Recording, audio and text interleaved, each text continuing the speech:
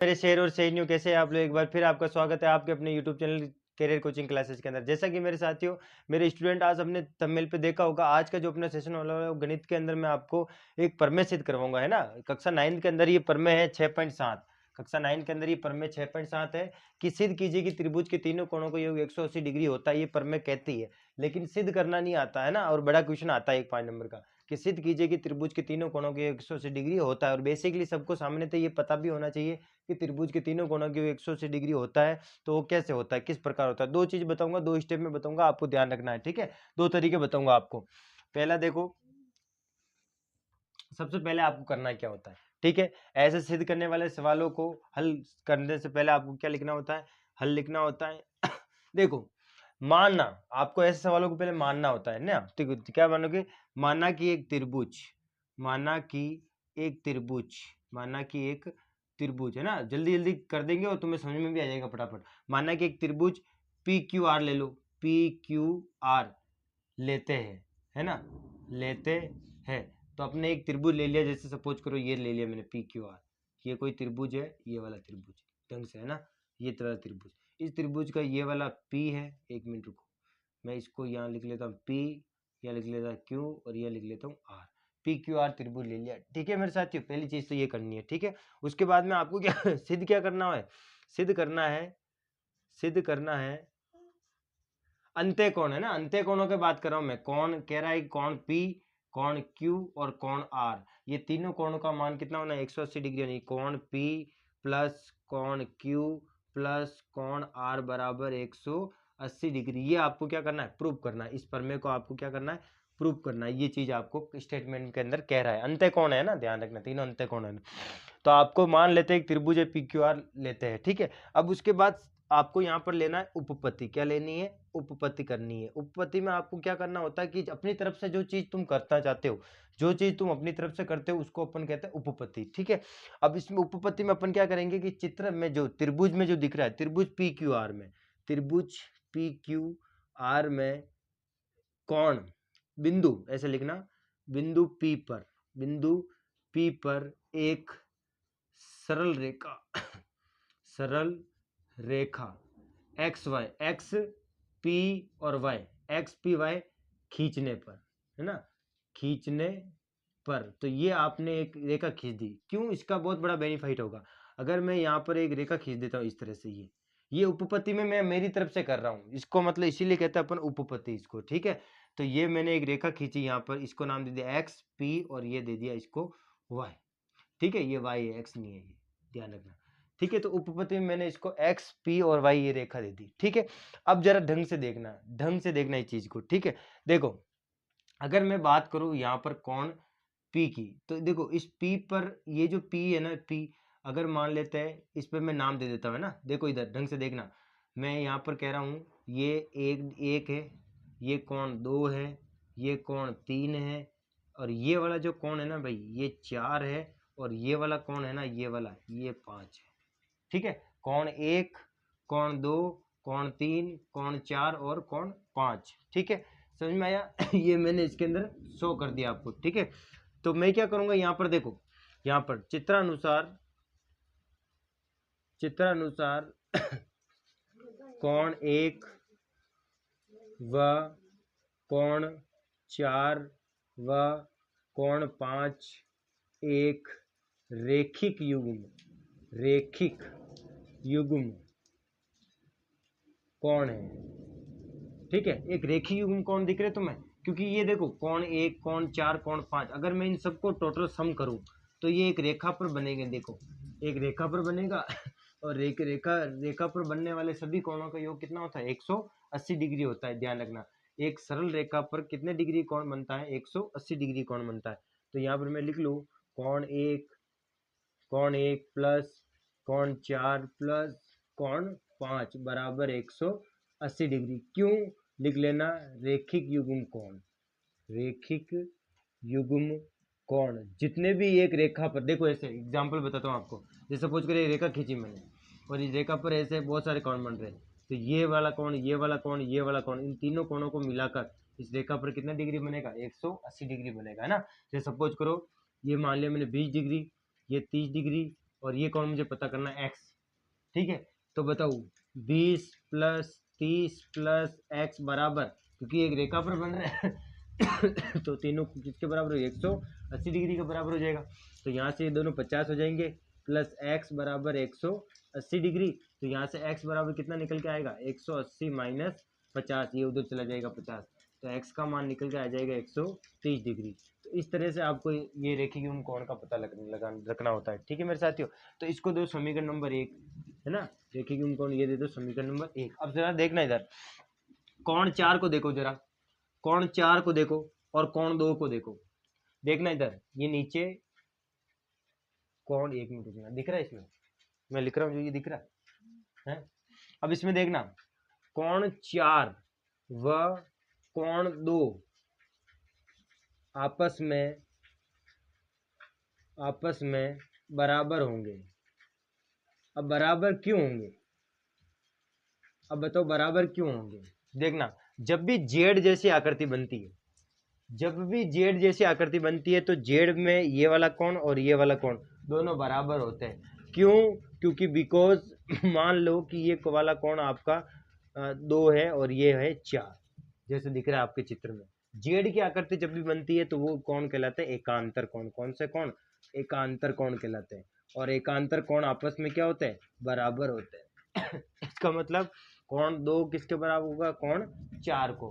कोण 4 की जगह कोण 2 लिख सकता हूँ, कोण 2 की जगह कोण 4 लिख सकता हूँ, क्योंकि दोनों क्या होते हैं, आपस में बराबर होते हैं जब भी जेड की आकृति बनती है। अब जरा इस चित्र में देखो, अपने चित्र में देखो, ये जेड की आकृति बन रही है ना, है ना, इस तरह से ये जेड की आकृति बन रही है, देख लो इधर। तो ये जेड की आकृति जब बन रही है तो कोण 4 और कोण 2 आपस में क्या होंगे, बराबर होंगे। ठीक है ना, तो मैं यहाँ लिख दूंगा कोण 2 व कोण 4 आपस में, कोण 4 का मान किसके बराबर होगा, कोण 2 के बराबर होगा। ठीक है, समझ में आया देख लो ढंग से, इसी तरह से करोगे तो आपको नंबर अच्छे मिलेंगे, पहले ही कह रहा हूँ।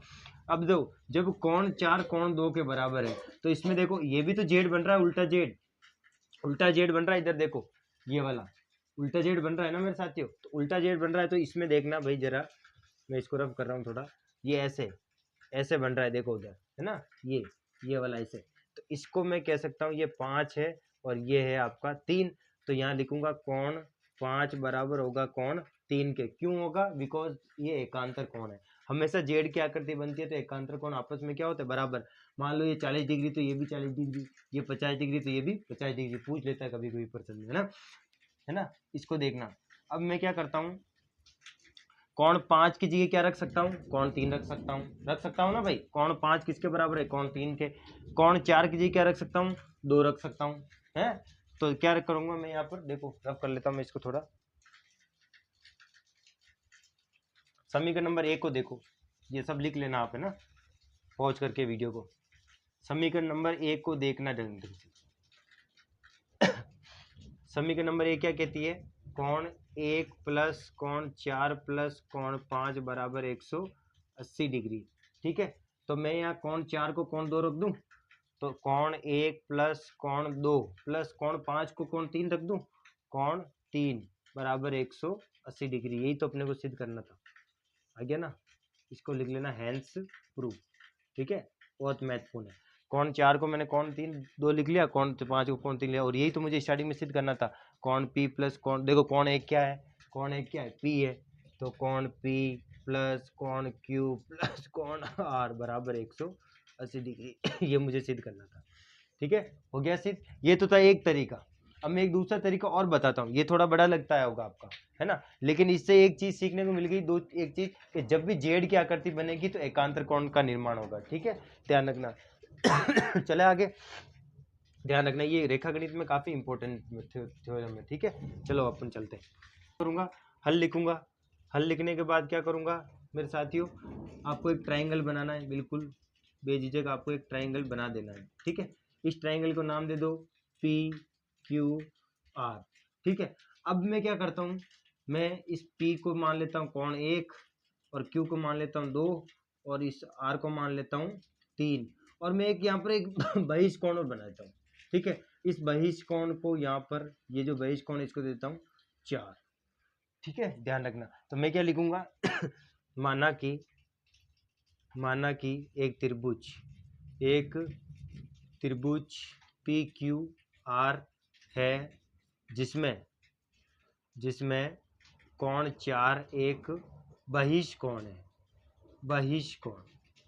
ठीक है, ये वाला कोण है ना, ये वाला, ये बहिष्कोण है, ध्यान रखना। अब बहिष्कोण का एक रूल थ्योरम क्या कहती है देखो, जैसे सपोज करो, आपको मैं एक बहिष्कोण की एक थ्योरम बताता हूँ कि सपोज करो ये त्रिभुज है, इस त्रिभुज में ये जो बहिष्कोण होता है ना, ये वाला बहिष्कोण, ये मान लो कि ये 1 है, ये 2 है, और ये 3 है, और ये 4 है। ये जो कोण 4 होता है ना, ये किस किस के बराबर होता है? बहिष्कोण का मान इस त्रिभुज के दो न्यून कोण जो आगे दो, देखो इसको छोड़कर अन्य दो कोणों के योग के बराबर होता है। यानी कि कोण 1 प्लस कोण 2, इन दोनों के योग के बराबर कौन होगा?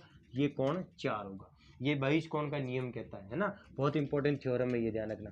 जो बहिष्कोण होता है ना, वो इन दोनों कोणों के जोड़ के बराबर होता है। ठीक है, तो अपन वही इसमें यही करेंगे। मुझे क्या सिद्ध करना है? मुझे सिद्ध करना है कि कोण 1 प्लस कोण 2 प्लस कोण 3 बराबर 180 डिग्री होता है कि नहीं होता है। ठीक है, अब जरा देखना, कोण 3, मैं उपपत्ति लिखूंगा यहाँ पर, है ना, उपपत्ति में क्या क्या? एक बहिष्कोण का निर्माण किया, एक, क्योंकि मैंने अपनी तरफ से क्या ना भाई, एक बहिष्कोण 4 बनाया। ठीक है, अब देखना भाई, कोण 3 व कोण 4, जल्दी से बताओ, कोण 3 व कोण 4 क्या है? एक रेखिक युग्म कोण है, जरा बताओ, एक रेखिक युग्म कोण है भाई। सीधी सी बात है, एक रेखा पर बन रहे हैं ना, तो कोण 3 और कोण 4 दोनों मिला के कितने डिग्री होंगे? 180 डिग्री होंगे।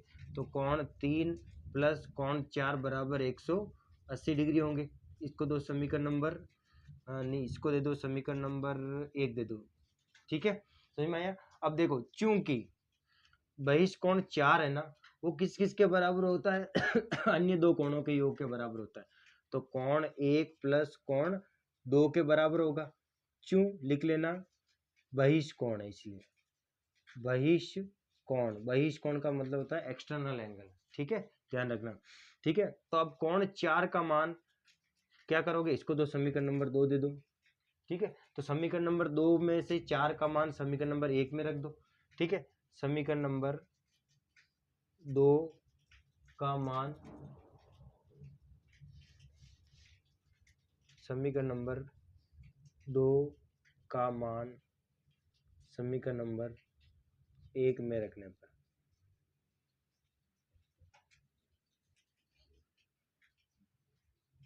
ठीक है, समीकरण नंबर 2 का मान समीकरण नंबर 1 समीकरण नंबर 2 का मान समीकरण नंबर 1 में रख दो। तो समीकरण नंबर 2 का मान समीकरण नंबर 1 में रखते हैं। ठीक है, तो यहाँ से उठा के यहाँ रख दो, तो कोण 3 तो चल रहा है यहाँ पर, प्लस कोण 4 की जगह रख दो कोण 1 प्लस कोण 2 बराबर 180 डिग्री। ठीक है, तो यहाँ पर इसको सही जमा दो, कोण 1 प्लस कोण 2 प्लस कोण 3 बराबर 180 डिग्री। ये हो गया सिद्ध, हेंस प्रूफ। ठीक है, तो ये अपने सिद्ध कर लिया था, जो समीकरण नंबर इसको सिद्ध करना था ना, वो अपन ने यहाँ सिद्ध कर दिया है।